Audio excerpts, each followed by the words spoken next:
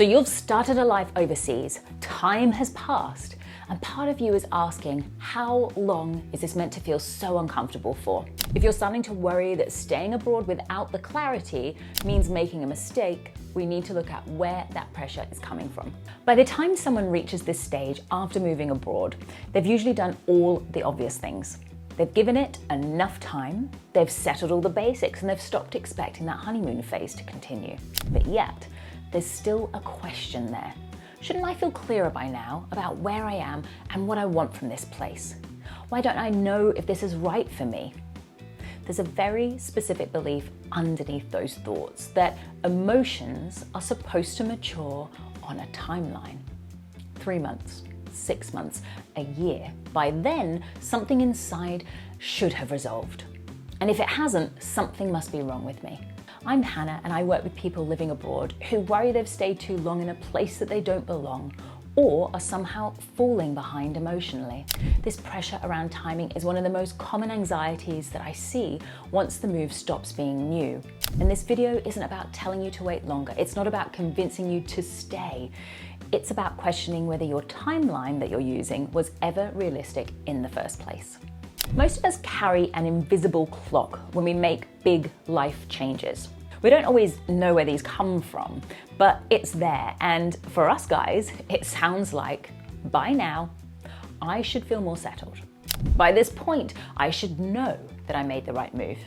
If I were meant to stay here, I would feel different. And in coaching conversations, this is often the moment someone realizes they've been measuring themselves against a deadline that no one explicitly gave them. That clock usually isn't based on a lived experience. It's based on stories, other people's timelines, or the version of ourselves that we imagine would be once the move was complete.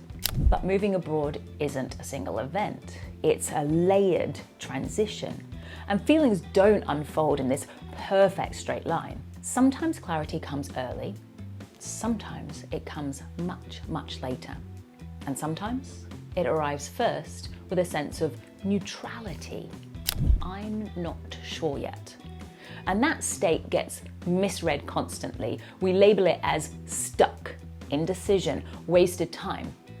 But often it's simply your system gathering data. And here's where I introduce that distinction that helps many people. Not all uncertainty is the same. There's reactive uncertainty, and then there's informative uncertainty. That reactive uncertainty, it feels urgent, it wants relief, it pushes you to decide just to stop the discomfort. And that informative uncertainty, well, it feels a lot steadier. It's uncomfortable, yes, but it's also curious. It's still observing, and it's much more open. They can, of course, feel very similar, but they move differently. If your uncertainty feels really loud and panicked and deadline driven, that's usually pressure talking. Or if it feels reflective, observant, and still engaged with your life, that often is a discernment forming. That distinction alone changes how you relate to this stage, because uncertainty itself isn't what traps people. Rushed conclusions do. I want to offer you a lens to look through that I'm calling waiting versus drifting.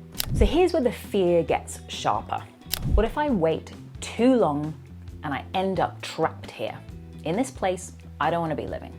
I get it. That's a real concern. Nobody wants to look back 5 years from now and think, I only stayed because I couldn't decide. Here's what I've noticed. Waiting and drifting are not the same. Drifting is when you've checked out, you've numbed yourself, you're not really paying attention at what's happening inside anymore. But waiting, when it's conscious, looks completely different. You're still noticing things, you're reflecting, you're tracking how you actually feel day to day. And I've worked with people who thought that they were procrastinating when really they're just gathering the kind of information that you can get from living it. Here's another way to think about it. Expansion versus contraction. It's subtle, it's not very dramatic. When you picture staying another 6 months here, does something in you open a little? Or does it tighten? When you imagine leaving, is there actual relief? Or are you just trying to escape the pressure of the question? These are signals, and these signals build up over time. They don't work well under pressure though. So when you force a deadline on clarity, you cut off that process and you end up making a call before you've actually gathered enough evidence. And that's what usually leads to regret later on. Not that you made the wrong choice, but that you made it too quickly. So here's the shift that I want to offer you. Uncertainty doesn't always mean you need to do something. Sometimes it just means that you need to keep tracking. So if you want something concrete, try this coming week.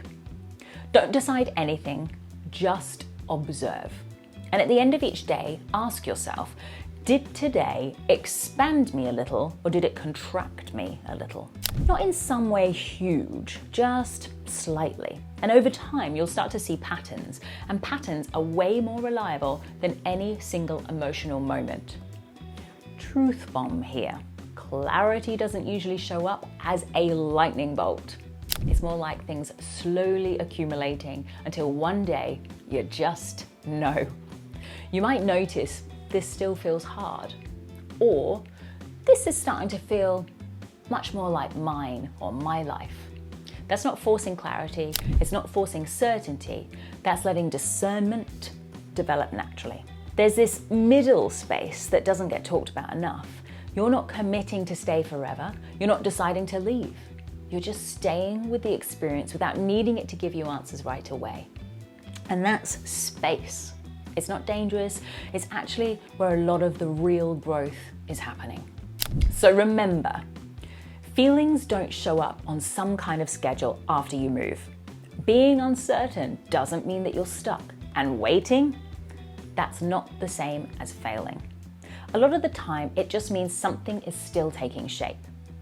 In the next video, we'll explore a non-judgmental way to understand what belonging actually feels like. So go ahead and watch that next. It builds directly on this.